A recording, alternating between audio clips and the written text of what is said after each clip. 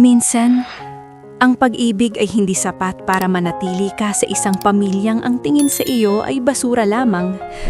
Akala ko, kapag ibinigay ko ang lahat ng pagsisilbi at pagtitimpi, makikita rin nila ang halaga ko bilang asawa ni Ethan. Pero sa gabing ito, sa ilalim ng malakas na ulan at sa gitna ng mapanghamak na tingin ng aking biyenan, natanto ko na ang isang basong puno na ng pait ay kailangan ng itapon. Sinasabing ang pinakamalakas na bagyo ay ang mga luhang hindi na ipakita. At ang pinakamatalim na sandata ay ang katahimikan ng isang taong minalit ng husto. Habang pinapanood ko ang babaeng pinakamahal ko na itinataboy na parang aso sa sarili naming bakuran, hindi ko mapigilan ang galit na kumukulo sa aking dibdib. Ngunit ang hindi nila alam, ang gabing ito ay hindi katapusan ng kanyang kwento, kundi ang simula ng isang pagbabalik na walang sino man sa amin ang nakahanda. Huwag mo na akong tingnan ng ganyan, Sienna. Wala kang puwang sa pamamahay na ito dahil simulat sa pool, basahan lang ang tingin ko sa'yo. Isang hampas lupang pumasok sa pamilya namin at nanggulo sa buhay ng anak ko. Kunin mo ang lahat ng basurang pag-aari mo at lumayas ka bago ko patawagin ang mga security para kaladkarin ka palabas ng gate na ito. Wala kang dignidad, wala kang pera at higit sa lahat, wala kang karapatan sa apelyidong dala mo. Bawat salita ng aking biyenan ay tila mga kutsilyong tumatagos sa aking puso. Ngunit sa pagkakataong ito, hindi na ako sumasagot. Tinignan ko si Ethan. Nagbabaka sakaling may gagawin siya.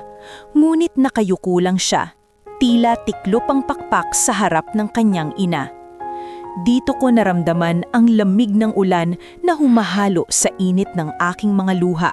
Isang hudyat na ang 7 taon kong pagtitiis ay kailangan ng magtapos sa mapait na paraan. Bit-bit ang aking lumang bag, tumalikod ako ng walang lingon-likod, baonhang pait ng kanilang pang-aalipusta. Gustong-gusto kong sumigaw. Gustong-gusto kong pigilan si Sienna. Pero ang mga paa ko ay tila nakabaon sa semento habang naririnig ang bawat mura ng aking ina. Alam kong malaki ang pagkakamali ko. Ang pagiging mahina ko sa harap ng pamilya ko ang naging dahilan kung bakit nawala ang taning babaeng nagmahal sa akin ng tunay. Sa bawat hakbang ni Sienna palayo, tila unti-unti ring nadudurog ang pundasyon ng mansyong ito na itinayo sa kayabangan at panlalait. Hayaan mo siyang umalis, Ethan. Huwag kang mag-aksaya ng luha sa babaeng iyan na walang maibibigay sa iyo kundi kahihiyan. Saan ba siya pupunta? Sa kalsada? Sa ilalim ng tulay kung saan siya nanggaling? Matutuwa pa ako kung hindi ko na muling makikita ang pagmumukha niyan sa buong buhay ko. Isang hampas lupa na nangarap maging prinsesa pero nakalimutang ang mga tulad niya ay para sa kusina lang. Habang naglalakad ako sa ilalim ng madilim na langit, bawat patak ng ulan ay tila nagpapaalala sa akin ng lahat ng sakripisyong ginawa ko para sa pamilyang iyon. Naalala ko kung paano ko tiniis ang gutom para lang masiguro na paborito ang ulam ni Doña Beatriz at kung paano ko isinantabi ang sarili kong mga pangarap para suportahan ang career ni Ethan. Pero sa huli, ang lahat ng iyon ay nauwi lang sa pagtatapon sa akin sa kalsada na parang isang basahan. Sa bawat panginig lang aking katawan sa lamig, lalong tumitibay ang isang desisyon sa aking isipan. Hindi na ako muling magiging biktima ng kahit na sino. Hindi ako makatulog sa gabing iyon. Nakatitig lang ako sa pinto ng aming kwarto kung saan dati ay nandoon ang mga ngiti ni Sienna. Naririnig ko pa rin ang boses ng aking ina sa kabilang kwarto, tumatawa at tila nagdiriwang dahil sa wakas ay napaalis na niya ang babaeng kinamumuhian niya. Ngunit habang tumatagal, ang katahimikan ng bahay ay nagiging masakit sa aking pandinig. Tila bawat sulok ng mansyon ay sumisigaw ng aking kaduwagan. Hinanap ko ang mga gamit niya, ngunit wala siyang iniwan. Kahit isang alaala, tila sinigurado niyang mabubura siya sa buhay ko sa isang iglap. Tumigil ako sa tapat ng isang saradong tindahan para sumilong, yakap-yakap ang aking basang bag na naglalaman ng iilang piraso ng damit at isang itim na envelope. Ang envelope na ito ang tanging iniwan sa akin ng aking namayapang lolo na may mahigpit na bilin na buksan ko lamang ito sa sandaling wala na akong matatakbuhan. Sa gitna ng dilim at takot, dahan-dahan kong binuksan ang takip nito at doon ay tumambad sa akin ang isang titanium card na may gintong tatak ng Sandoval Crest. Kasama nito ang isang sulat na nagsasabing, "Apo, oras na para kunin ang trono na para sa iyo." Dala ng sobrang pag-aalala, kinuha ko ang susi ng aking sasakyan at lumabas sa gitna ng ulan para hanapin si Sienna kahit alam kong magagalit si Mama. Inikot ko ang bawat kanto, bawat bus stop at bawat madilim na eskinita, ngunit tila nilamon na ng gabi si Sienna. Ang hindi ko alam, habang hinahanap ko ang asawa kong minaliit ng lahat, ay may isang hilera ng mga mamahaling SUV na tumigil sa isang madilim na kanto. Doon, sa harap ng isang lumang gusali, nagsimula ang pagbabagong hindi ko kailanman naisip na posible sa totoong buhay. Halos hindi ako makahinga nang makita ko ang 4 na itim na Range Rover na tumigil sa tapat ko. Ang mga ilaw nito ay tila nabulag ako sa gitna ng kadiliman. Bumaba ang isang matandang lalaki na nakasuot ng napaka-pormal na suit. Hawak ang isang payong na agad niyang itinakip sa akin para hindi na ako mabasa. Tumingin siya sa akin ng may malalim na respeto, isang tingin na hindi ko naranasan sa loob ng 7 taon sa pamilya ni Ethan. Tinawag niya ako sa isang pangalang matagal ko nang hindi naririnig. Miss Sienna Sandoval, sa wakas ay nahanap ka na rin namin. Ang iyong ama ay naghihintay sa'yo. Nasaan ang anak ko? Ethan, bumalik ka rito. Huwag mong sabihing hinahanap mo pa rin ang hampas lupang iyon sa gitna ng ulan. Pabayaan mo siyang mabulok sa kung saan man siya naroroon dahil doon naman talaga siya nababagay. Hindi ko maintindihan kung bakit hanggang ngayon ay nahuhumaling ka pa rin sa babaeng walang dalang swerte sa pamilyang ito. Matulog ka na dahil bukas ay may malaking meeting tayo sa Sandoval Global at kailangan nating makuha ang kanilang investment para maisalba ang ating kumpanya. Pumasok ako sa loob ng sasakyan na tila nasa isang panaginip. Ang bango ng loob nito at ang lambot ng leather seats ay malayo sa buhay na iniwan ko kanina lang. Ipinaliwanag sa akin ng lalaki, si Attorney Valderrama, na ang pamilya ko pala ang may-ari ng Sandoval Global, ang pinakamayamang conglomerate sa bansa. Itinago nila ako para sa aking kaligtasan mula sa mga kalaban sa negosyo. Pero ngayong handa na ang lahat, ako na ang kaisa-isang tagapagmana. Sa isang iglap, ang bawat panlalait ni Doña Beatriz ay tila naging mga bulong na lang sa hangin dahil hawak ko na ang leeg ng kanilang kabuhayan.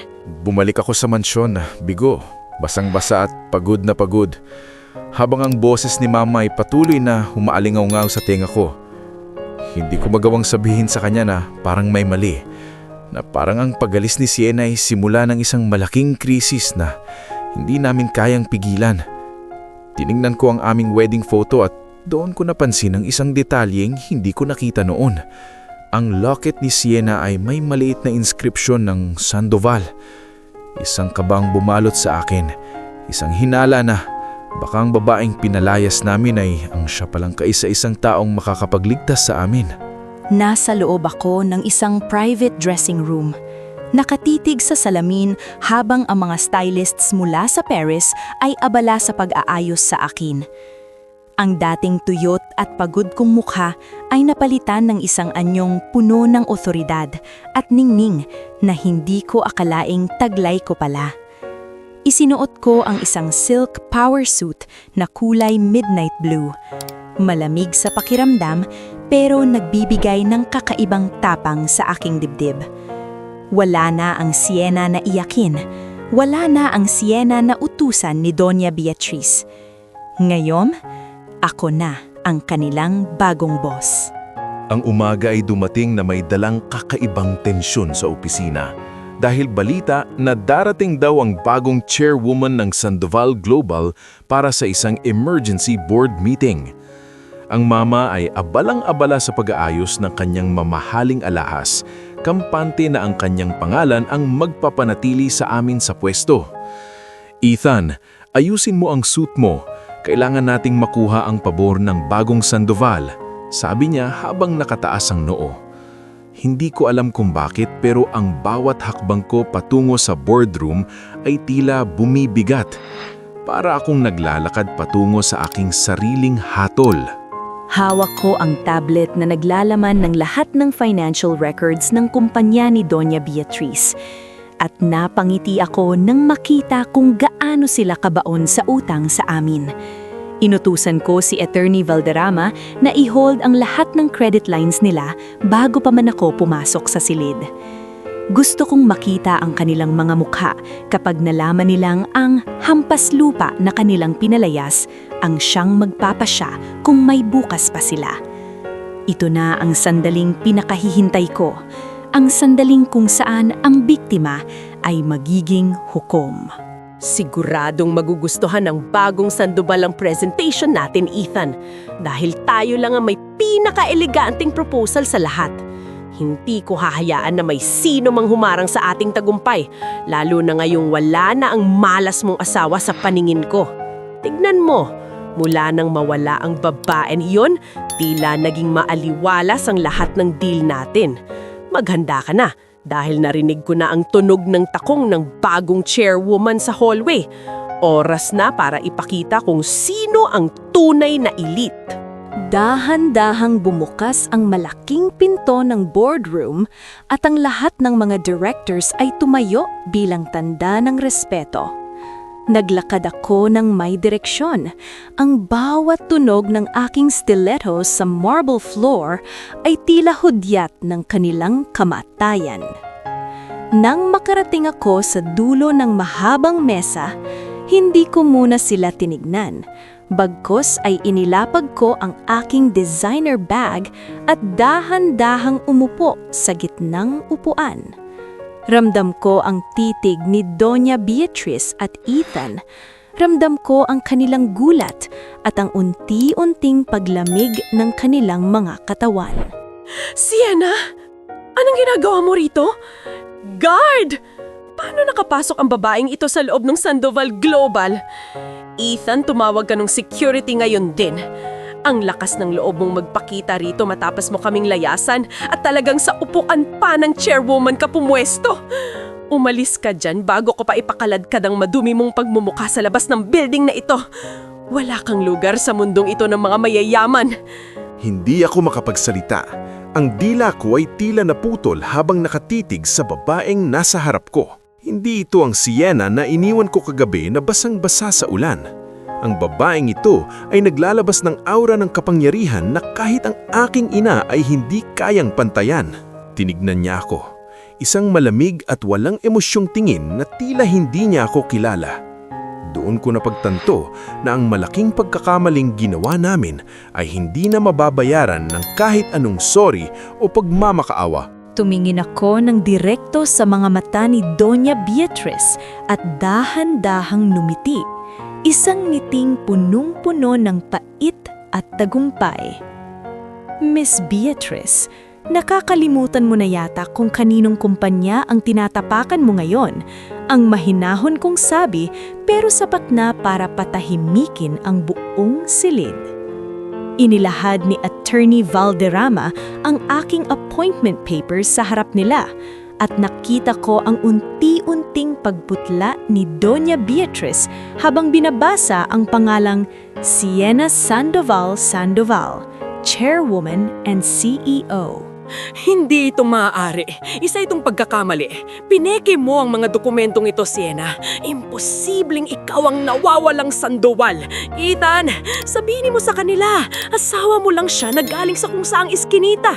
Hindi kami papayag na ang isang katulad mo ang magpapatakbo ng kumpanyang ito.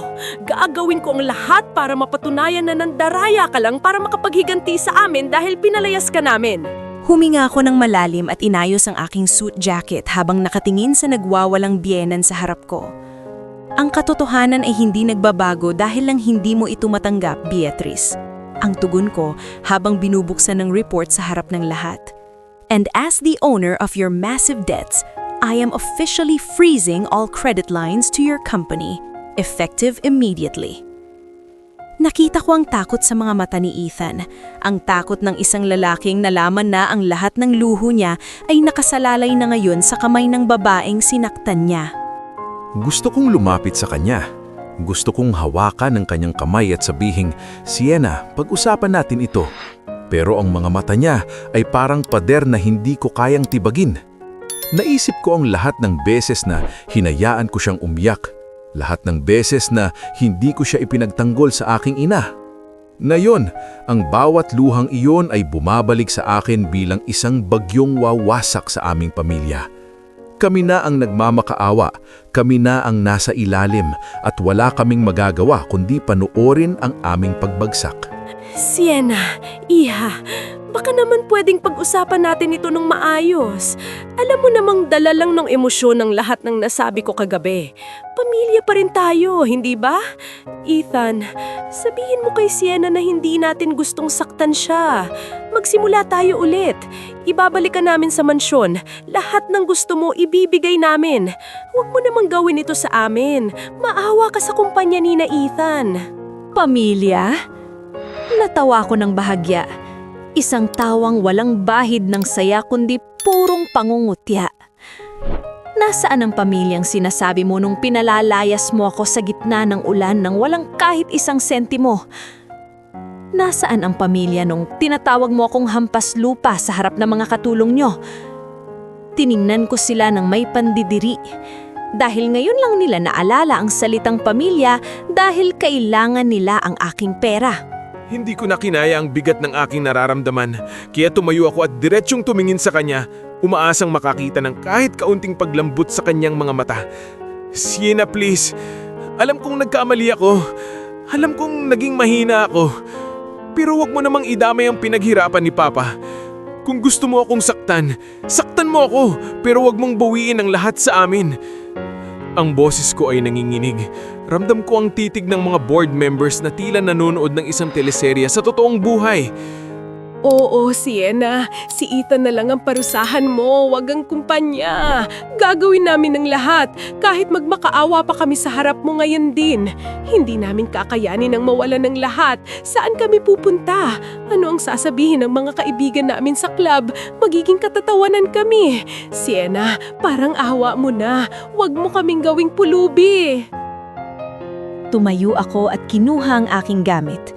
Hudyat na tapos na ang meeting na ito bago pa man ito tuluyang magsimula. Ang inyong kahihiyan ay hindi ko na problema, Miss Beatrice. Ang problema nyo ay kung paano nyo babayaran ng 500 million pesos na utang nyo sa Sandoval Global sa loob ng 24 na oras. Sa bawat salitang binitawan ko, tila binabaon ko sila sa isang hukay na sila rin ang humukay para sa akin noon. Hinabol ko siya sa hallway. Hindi ko pinansin ang mga tao nakakitingin sa amin habang tinatawag ko ang kanyang pangalan. Sienna, sandali lang. Mag-usap tayo ng kaming dalawa lang. Naabutan ko siya sa tapat ng elevator at hinawakan ko ang kanyang braso.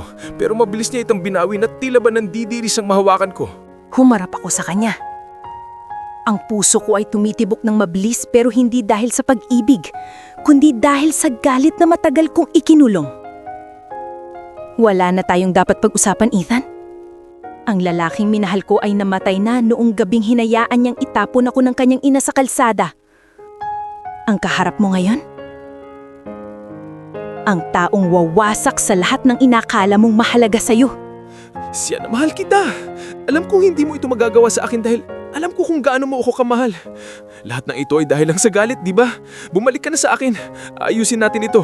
Iiwan natin ang mansyon. Lalayo tayo kay Mama. Ang aking mga salita ay puno ng desperasyon. Sinusubukang ibalik ang nakaraan na alam kong ako mismo ang sumira. Natawa ko sa sinabi niya. Isang tawang puno ng pait. Mahal? Ethan, hindi mo alam ang kahulugan ng salitang iyon.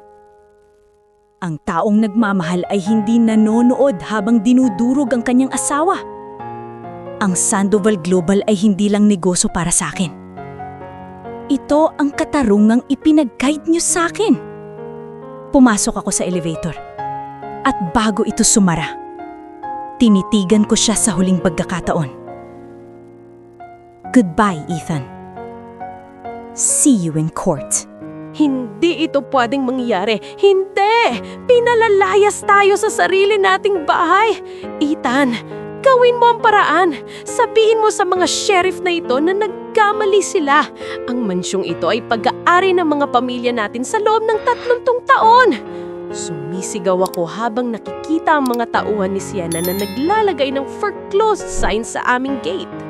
Nakatayo ako sa labas ng mansyon, nakasuot ng sunglasses habang pinapanood ang bawat gamit na inilalabas sa bahay. Ang bawat vase, bawat painting at bawat piraso ng furniture ay itatapon o ipamimigay ko sa mga nangangailangan. Gusto kong burahin ang bawat bakas ng pamilyang ito sa bahay na dati ay naging kulungan ko. Nang lumapit si Doña Beatriz sa akin, naggulo-gulo ang buhok at umiiyak. Hindi ako nagpakita ng kahit anong emosyon. Nakatayo lang ako sa gilid, dala ang isang maliit na maleta, ang tanging naiwan sa akin. Pinapanood ko ang aking ina na naglulupa sa isa paanan ni Sienna, humihingi ng tawad at nagmamakaawa na huwag silang paalisin. Napakasakit makita ang ganitong eksena. Pero alam ko sa loob ko na ito ang katarungang nararapat para kay Sienna. Ang mansyong ito na itinayo sa kayabangan ay gumuho na. Sienna, iha, parang awa mo na. Kahit sa servants' quarters na lang kami tumira. Huwag mo kaming itapon sa kalsada. Wala kaming ibang matutuluyan. Ang lahat ng kaibigan ko ay tinalikuran na ako. Sienna, patawarin mo ako sa lahat ng naggawa ko sa iyo. Isipin mo ang pinagsasamahan niyo ni Ethan. Ang aking boses ay paos na sa kaiyak, pero ang babaeng nasa harap ko ay tila gawa sa bato. Tinignan ko ang mansyon sa huling pagkakataon at tumalikod na ako. Miss Beatrice, ang kalsada ay malawak. Doon niyo matututunan ang tunay na halaga ng buhay na ipinagdamot niyo sa akin. Sumakay ako sa aking sasakyan at inutusan ng driver na umalis na. Habang papalayo, naramdaman ko ang isang malaking pasanin na nawala sa aking dibdib. Wala na ang takot, wala na ang sakit. Ang natira na lang ay ang kinabukasan na ako mismo ang bumuo. Pinanood ko ang sasakyan ni Sienna hanggang sa maging isang maliit na tuldok na lang ito sa malayo. Inakay ko ang aking ina na patuloy pa ring humihikbi sa lupa. Wala na kaming kumpanya, wala na kaming bahay, at wala na kaming Sienna. Ito ang simula ng aming pagbabayad. Ang simula ng isang buhay na puno ng pagsisisi. Sana sa susunod na buhay, natutunan kong maging sapat na lalaki para ipaglaban ng babaeng tunay na nagmahal sa akin. Ano nang mangyayari sa atin, Ethan? Saan tayo pupunta? Bakit kailangang mangyari ito sa atin? Napakasama niya. Napakasama ni Sienna. Pero habang sinasabi ko ang mga salitang iyon, alam ko sa puso ko na ang tunay na masama ay ang aking sariling kapalalugan. Ang bawat pinto na isinara ko kay Sienna noon ay ang siyang nakasara rin sa aming kinabukasan ngayon. Sa loob ng Sandoval Global Headquarters, tinitigan ko ang city view mula sa aking office. Hindi naging madali ang paglilakbay na ito, pero bawat hirap ay sulit para sa kalayaang tinatamasa ko ngayon.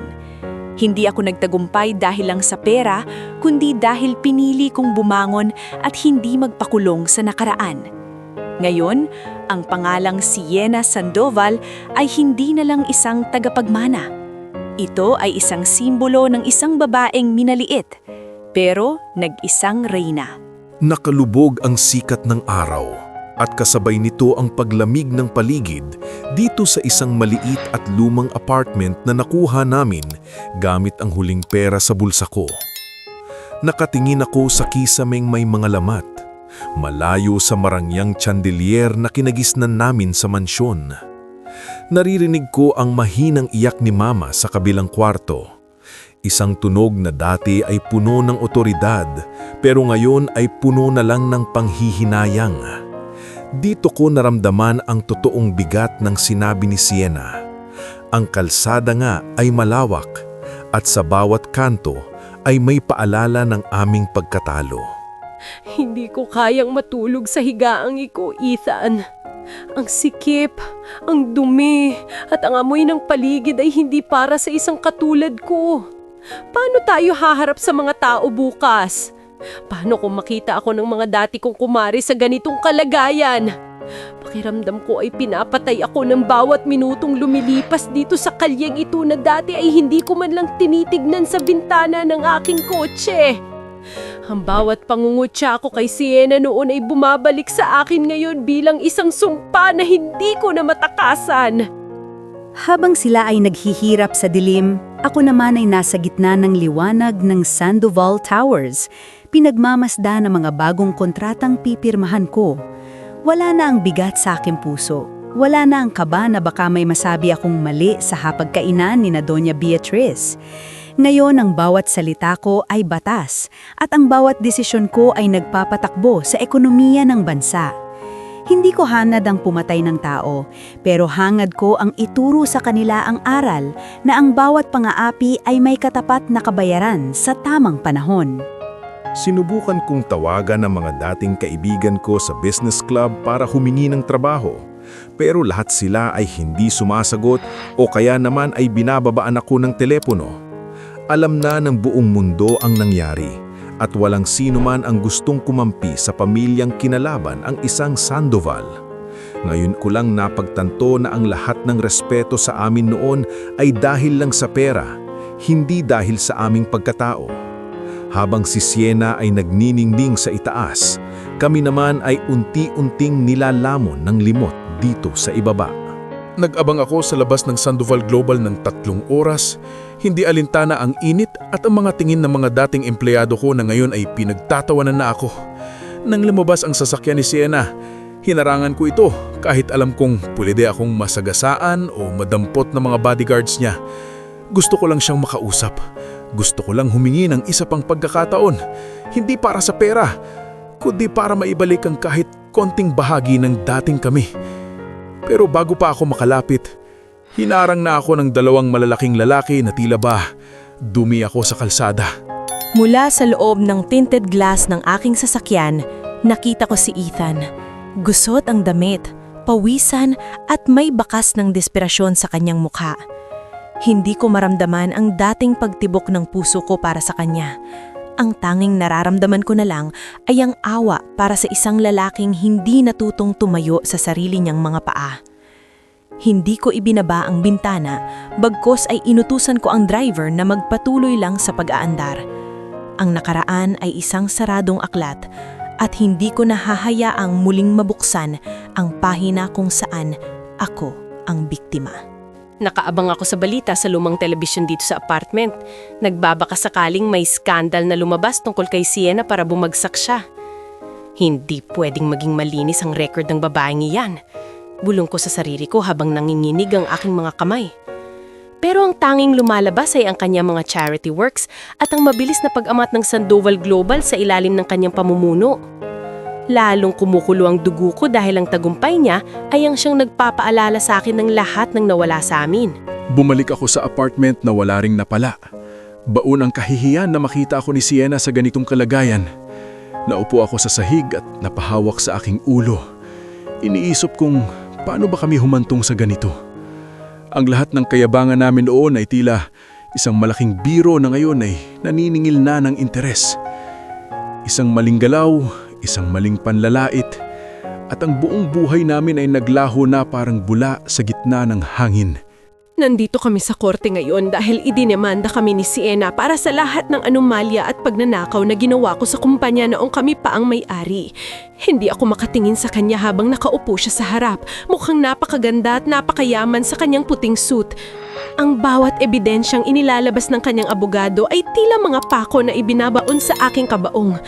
Alam ko na sa loob-loob ko wala na kaming takas. Ang kulungan na ang susunod naming hantungan. Habang binabasa ang mga kaso laban kay Beatriz, hindi ko maramdaman ng galit. Tanging katarungan na lang ang mahalaga sa akin ngayon. Hindi ito tungkol sa paghihiganti, kundi tungkol sa pagpapanagot sa mga taong akala ay nasa itaas sila ng batas dahil sa kanilang apelyido. Tumingin ako kay Ethan na nakaupo sa tabi ng kanyang ina at nakita ko ang kanyang mga mata na humihingi ng tawad. Pero ang tawad ay hindi sapat para burahin ng 7 taon ng paninikil at panggigipit. Pinakinggan ko ang bawat saksi na inilabas ni Sienna. Mga dating katulong namin na minaliit ni Mama. Empleyadong tinanggal namin ng walang sapat na dahilan. Ngayon ko lang nalaman ang lahat ng baho ng pamilya ko. Ang lahat ng pang-aabuso na inayaan ko lang mangyari dahil sa aking kaduwagan. Gusto kong sumigaw at sabihing itigil na ito. Pero ang bawat salita nila ay totoo. Wala akong laban sa katotohanan ngayon ay inilalantad na sa buong mundo. Nang ibabaan ng hukom ang hatol na guilty kami sa lahat ng counts ng estafa at pagnanakaw, tila gumuho ang mundo sa paanan ko. Hindi ako pwedeng makulong. Ako si Beatrice Sandoval. Sigaw ko habang pilit akong pinapakalma ng mga pulis. Pero ang apelidong Sandoval na dati kong ipinagmamalaki ay siya na ngayong dahilan ng aking pagbagsak. Tumingin ako kay Sienna sa huling pagkakataon bago ako pinalabas. At ang nakita ko lang ay ang kanyang malamig na ngiti ng tagumpay.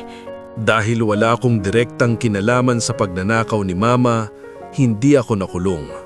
Pero kinuha naman ng korte ang lahat ng natitira naming ari-arian para pambayad sa danyos. Ngayon, nakatayo ako sa labas ng courtroom, mag-isa. Habang pinapanood si Mama na isinasakay sa police car. Wala na ang mansyon, wala na ang kumpanya, at wala na rin ang pamilyang inakala kong matatag. Ang tanging naiwan sa akin ay ang aking budhi, na araw-araw na akong uusigin hanggang sa huling hininga ko. Naglakad ako palabas ng korte. Sinalubong ng mga reporters at camera lights pero hindi ko na sila pinansin. Inutusan ko ang aking security na huwag hayaang makalapit si Ethan sa akin. Tapos na ang kabanata nila sa buhay ko at ayaw ko na mag-aksaya pa ng kahit isang segundo para sa kanila. Ang katarungan ay naibigay na at ang kalsada ni na Ethan at Beatrice ay magkaiba na sa kalsadang tatahakin ko mula ngayon. Ang tagumpay na ito ay hindi para sa akin lang, kundi para sa lahat ng mga taong minaliit at muling bumangon. Sa loob ng madilim na selda, ang tanging naririnig ko ay ang tunog ng bakal na rehas na sumasara. Wala ng mga silk sheets, wala ng mamahaling pabango, at wala ng mga utusan na susunod sa bawat utos ko. Dito sa loob, ako ay isa na lang numerong walang halaga. Isang alaala ng isang babaeng namuhay sa kasinungalingan at kayabangan. Ang bawat gabi ay magiging paalala sa akin ng mukha ni Sienna, ang babaeng pinalayas ko. Pero siya palang maglalagay sa akin dito sa likod ng rehas. Kinuha ko ang aking bag at nagsimulang maglakad palayo sa korte, patungo sa isang buhay na hindi ko alam kung saan ako dadalhin. Wala akong pera, wala akong pangalan. Pero marahil ito ang kailangan ko para matutong maging tunay na lalaki. Sa bawat hakbang ko, nararamdaman ko ang bigat ng nakaraan. Pero nararamdaman ko rin ang simula ng isang mahabang pagbabayad puri. Hindi ko man maibabalik si Sienna, sisiguraduhin ko naman na hindi na ako muling magiging katulad ng dati. Habang tinitignan ko ang mga lumang file na nakuha ni Attorney Valderrama mula sa archive ng Sandoval Global, isang madilim na katotohanan ang tumambad sa akin. Hindi lang pala basta pinalayas ang mga magulang ko noon. May kinalaman si Doña Beatrice sa pagmamanipula ng mga dokumento para palabasing itinakwilago ng lolo ko. Ang babaeng inakala kong masungit lang ay may mas malalim pa palang kasalanan sa aking pagkatao at sa aking pamilya. Ramdam ko ang panginginig ng aking mga kamay habang binabasa ang bawat pirma niya sa mga palsipikadong papeles. Nadatnan ko si Sienna sa kanyang opisina. Nakatitig sa mga papeles na tila nakakita ng multo mula sa nakaraan. Nang ipakita niya sa akin ang mga dokumento, gumuho ang huling rason ko para ipagtanggol ang aking ina. Ang babaeng nagpalaki sa akin ay isang kriminal na nagnakaw ng kinabukasan ng isang sanggol para lang sa sarili niyang ambisyon. Hindi ko na alam kung paano patitingnan si Mama sa mga mata matapos malaman ng lahat ng ito. Bakit nila binubuksan ang mga lumang kaso? Tapos na iyon, patay na ang matandang Sandoval at wala na dapat makaalam ng tungkol sa mga dokumentong iyon. Pinaghirapan ko ang posisyon ko sa pamilyang ito at hindi ko hahayaang ang isang hamak na Siena ang maglabas ng mga bahu ko. Kailangan kong gumawa ng paraan para patahimikin ang mga taong nakakaalam bago pa tuluyang masira ang aking pangalan sa buong bansa. Tuningin ako kay Ethan at nakita ko ang kanyang pagkawasak. Pero hindi na ako ang dating Siena na maaawa at itatago ang katotohanan. Ang bawat lihim ay may takdang panahon para lumabas, Ethan. At ang ina mo ang siyang magbabayad sa bawat taon na nawala sa akin. Ang malamig kong sabi. Inilagay ko ang mga ebidensya sa isang envelope at iniabot ito sa aking abogado.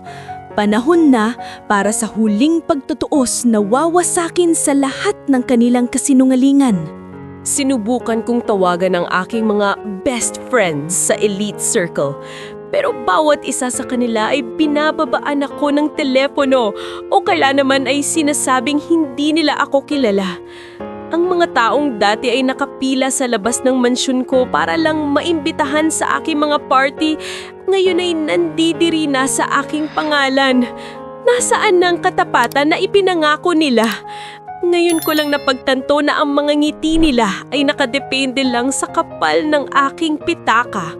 Nakatayo ako sa labas ng isang maliit na kainan, pinagmamasdan ng mga tao na nag-uusap tungkol sa The Sandoval Scandal. Kami na ang laughing stock ng buong syudad. Ang pamilyang inakala ng lahat na perpekto ay isa lang palang malaking panluloko.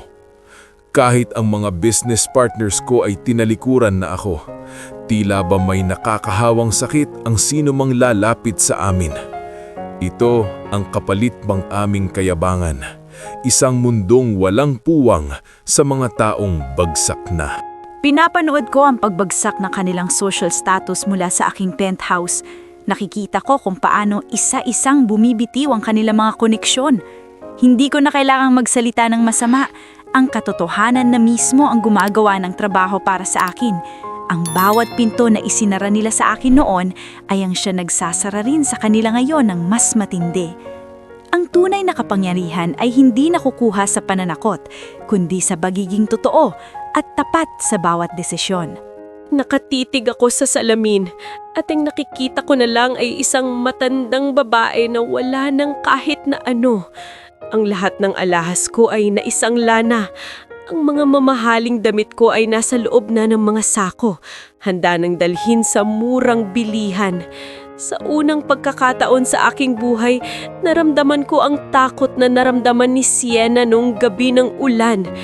Ngayon, ako naman ang nasa dilim at wala akong makitang liwanag na magliligtas sa akin. Siena, alam kong hindi mo na gustong marinig ang boses ko. Kaya idinaan ko na lang sa lihamla ito ang lahat ng bigat sa aking puso. Hindi ako hihingi ng pera at hindi ako hihingi ng pwesto sa kumpanya. Gusto ko lang humingi ng kapatawaran sa bawat gabing hinayaan kitang umiyak ng mag-isa. Nabulag ako ng karangyaan at ng maling katapatan sa aking ina. At sa proseso, nawala ang taning babaeng nagmahal sa akin nang walang hinihinging kapalit. Binabasa ko ang sulat ni Ethan habang nakaupo sa tabi ng bintana. At kahit anong pilit kong maging matigas, may isang bahagi ng puso ko ang nakakaramdam pa rin ng hapdi. Naalala ko ang mga unang taon namin, ang mga pangako naming dalawa bago pa kami nilamon ng sistema ng pamilya niya. Pero ang bawat patak ng tinta sa papel na ito ay hindi kayang burahin ang pilat na iniwan ng 7 taong pang-aalipusta. Tinupi ko ang sulat at inilagay sa drawer, isang alaala ng pag-ibig na kailangan ng ibaon. Aalis na ako sa syudad, Siena. Maghahanap ako ng trabaho sa probinsya kung saan walang nakakaalam ng aking pangalan. Kung saan maaari akong magsimulang muli bilang isang ordinaryong tao. Iiwan ko ang lahat ng alaala ng mansyon at ng Sandoval Global. Pero dadalhin ko ang aral na itinuro mo sa akin. Sana sa susunod na makita mo ako, makita mo ang isang Ethan na karapat-dapat ng rumespeto sa isang babaeng katulad mo. Inutusan ko ang aking sekretary na ibigay kay Ethan ang isang maliit na halaga. Hindi bilang tulong, kundi bilang bayad sa huling ugnayan namin. Ayaw ko nang may utang na loob pa siya sa akin o ako sa kanya. Gusto ko nang maging malinis ang lahat bago kami tuluyang magkahiwalay ng landas. Habang pinapanood ko ang paglipas ng oras, natanto ko na ang kapatawaran ay hindi para sa kanya, kundi para sa sarili ko. Para sa wakas ay makalaya na ako sa galit. Nasa isang charity gala ako nang makilala ko si Gabriel. Isang arkitekto na may parehong pananaw sa akin pagdating sa pagtulong sa kapwa. Hindi siya tumitingin sa akin bilang the Sandoval heir, kundi bilang isang babaeng may matalinong kaisipan at mabuting puso. Sa bawat pag-uusap namin, nararamdaman ko ang respeto na matagal kong hinanap sa isang lalaki. Respetong hindi nakabase sa kung anong pwedeng makuha niya sa akin. Isang bagong simula na tila ipinagkakait sa akin noon, pero ngayon ay abot kamay ko na. Nakita ko ang litrato ni Sienna sa isang magazine, kasama ng isang lalaki na mukhang seryoso at mabuti ang kalooban. Imbes na selos, isang pakiramdam ng kapayapaan ang bumalot sa akin dahil alam kong sa wakas ay natagpuan na niya ang lalaking magbibigay sa kanya ng halagang nararapat sa kanya. Dito sa probinsya, habang nagtatanim ako sa aking maliit na hardin, napagtanto ko na ang kaligayahan ay hindi pala matatagpuan sa itaas ng isang skyscraper, kundi sa katahimikan ng isang payapang puso. Minsan ay naiisip ko pa rin kung ano ang mangyayari kung hindi ako naging isang Sandoval, kung nanatili lang ba akong isang simpleng asawa ni Ethan. Pero mabilis kong iwinawaksi ang mga kaisipang iyon dahil alam kong bawat sakit na pinagdaanan ko ay bahagi ng aking tadhana. Ang nakaraan ang humubog sa akin para maging matapang, at ang kasalukuyan ang nagtuturo sa akin kung paano muling magmahal ng walang takot. Wala nang puwang para sa pag-aalinlangan. Handa na akong buksan ang aking puso para sa bagong kabanata. Ang buhay ay parang isang siklo, at ang bawat isa sa atin ay may kanya-kanyang destinasyon na kailangang puntahan. Masaya ako para kay Sienna at masaya na rin ako para sa sarili ko dahil sa wakas ay natututo na akong mabuhay ng tapat. Ang pag-ibig ay hindi lang tungkol sa pag-aari, kundi tungkol din sa pagpakawala sa taong hindi na para sa iyo. Hangad ko ang kanyang tagumpay habang patuloy kong binubuo ang sarili ko mula sa mga abo ng aking nakaraan. Nandito ako sa loob ng visiting room ng kulungan, naghihintay kay Sienna na siyang huling taong inaasahan kong bibisita sa akin. Nang dumating siya, wala na siyang dalang galit sa kanyang mga mata. Tanging isang malamig na kapayapaan na mas lalong nagpaliit sa akin. Tinignan ko ang aking mga kamay na dati ay puno ng diamante, ngayon ay tuyot at may mga marka na ng paghihirap. Dito ko naisip na ang lahat ng ginawa ko ay nauwi lang sa isang masikip na silid na ito. Tinignan ko si Beatrice at sa unang pagkakataon, wala na akong naramdamang kahit anong emosyon. Wala nang galit, wala nang pait, wala nang awa. Naparito ako para sabihing pinatatawad na kita, Beatrice, hindi dahil karapat-dapat ka, kundi dahil ayaw ko nang bitbitin ang pangalan mo sa aking isipan. Ang mahinahon kong sabi, ito ang huling beses na makikita niya ako dahil paglabas ko sa pintong ito, opisyal na ring mabubura ang bawat bakas niya sa aking buhay.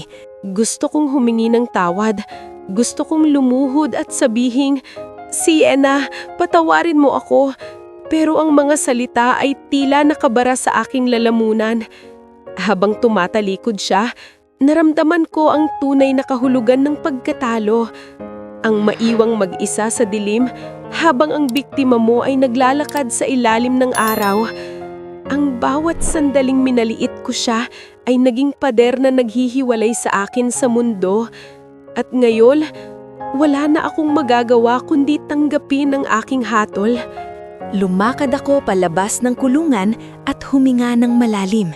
Ninanamnam ang amoy ng kalayaan at ang init ng sikat ng araw sa aking balat. Ang imperyo ng galit na itinayo ni na Beatrice at Ethan ay tuluyan nang gumuho. At sa ibabaw nito ay itatayo ko ang isang pundasyon ng katapatan at pag-asa.